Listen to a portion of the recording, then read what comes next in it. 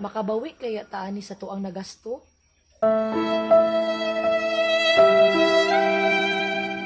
Bitaw no? Makabawi ka ni ani sa akong gasto. Ug pila nakaha among nagasto kaning among pabulakan. Makwenta na gyud namo no kung pila na gyud tanan ang among nagasto sukad nga nagsugod mig bulakan sa inani nga stage nga mga bulak. Nagsugod na gyud siya og pang-bloom and then tag-as na pud ang mga similya.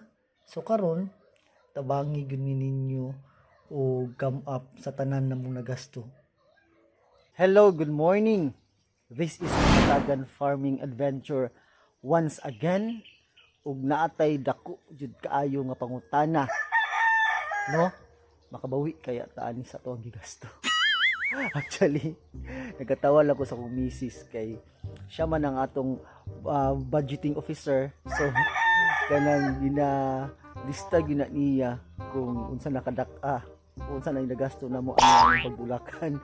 So, for today's video, atong tan-awon sugod sa sinugdanan kung pila na kaya atong nagasto.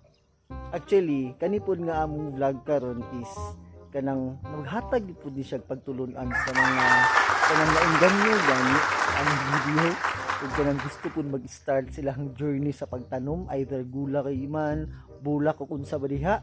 So tan-aw nato, pakita nato gyud kung practical ba nga magsugod tag journey sa atong pagtanom. So stick until the end of the video para naputay makatunan gamay. Okay? Thank you and God bless. Sugda na to sa itong sprayer nga tag 700 pesos. Full face mask nga tag 650 pesos. Boots nga 300 pesos. Gloves nga 60 pesos. Baga nga gloves nga tag 80 pesos. Diri na ta sa mga mahalon nga dapit nga medisina. Insecticide nga nikabat og 2,060 pesos. Kinahanglan yun na to paliton para survive atong tanom. Ang atong fungicide nga nikabat og 2,800 pesos. 1,000 agad siya.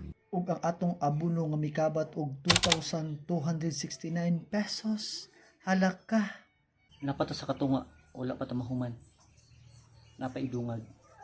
Pangbisbis nga 210 pesos. Tay nga blue nga tag 120 pesos.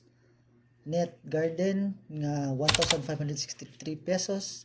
Pala, cutter o guna ang ikabat og 555 pesos. Duha ka bangan nga kawayan nga 500 pesos. Seedling bag nga 300 pesos.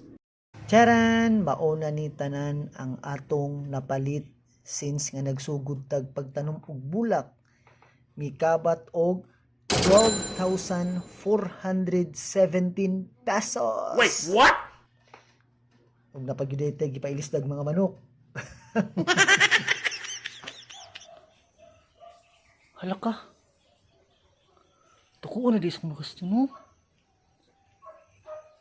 They ask you how you are, you just have to say that you're fine when you're not really fine, but you just can't get into it because they would never understand. Nya, excited pa mo nga mananong. Wala pa lang kasugod na purtoy na. Bitaw oy. I create this vlog kay na ako'y gusto ipaabot. No? Sometimes man good. It doesn't matter kung nabatay na gasto or sa atong nagasto wala ba ta kabawi or wala ba ta ni ginansya, no? Sometimes kanang magbuhat tag mga actions ba nga kana ganing makahatag sa tuig kalipay, maka-feel tag love, passion sa atong ginabuhat. Like sa kuha as husband is kanang nakoy full-time job as VA, no? Trabaho mag-atubang lag-laptop, no? Throughout the day mo gyud akong ginabuhat gyud, mo gyud akong trabaho. And then kanang feel gid ako gani nga murag gani exhausted na kaayo ta, and then murag labad na atong mata. So I decided na mag-start og farming, no? Flower farming ang atong nakam-up. And then kabalo jud ko sa akong kagalingon since bata pa ko nga love jud na ako ang nature, love ko magtanom. And then kanang I start creating this farm, no, which is naghatag ka na ko siya everyday nga excitement, no, excited ka mo bangon tungod excited ka unsay mahitabo sa imong farm, no, kanang work life balance ba as a husband. Ang atong responsibility is dili ra gyud kuan kanang ma-provide ta 100% sa pong kinabuhi financially. Let's feed our souls food as long as kanang wala kay nadaot nga tao, as long as wala kay gilamangan, as long as sa mata sa Ginoo wa ta makasala, then do what you want, no.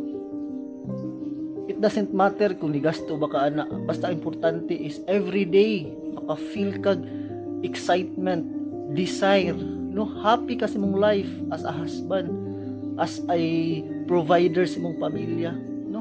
Buot na ko ipasabot is kana take care of yourselves, mga husband diha. Kabalo ko nga dili jud sa yun ang kanang mag-provide tas pang nga pamilya, even sa mga wife nga nagtrabaho. So find your passion gyud, no. Pagitaang ang mga butang nga makapa-excite sa imuha, makahatag sa imuha glow every day, no. Bisan pa sa akong asawa, timing lang pud kaayo nga compatible mi ani ang among na come up nga nga flower farming. Love pud sa akong asawa ang akong ginabuhat, supportive pud kaayo siya. So inana lang, no. So I hope nga naamoy nakutlo ani nga vlog. Don't you worry kay magbuhat patag mga inani, sama nga inani nga mga vlog nga makahatag sa tuag mga pagtulunan. Okay? So that's all for today. Once again, good morning and God bless.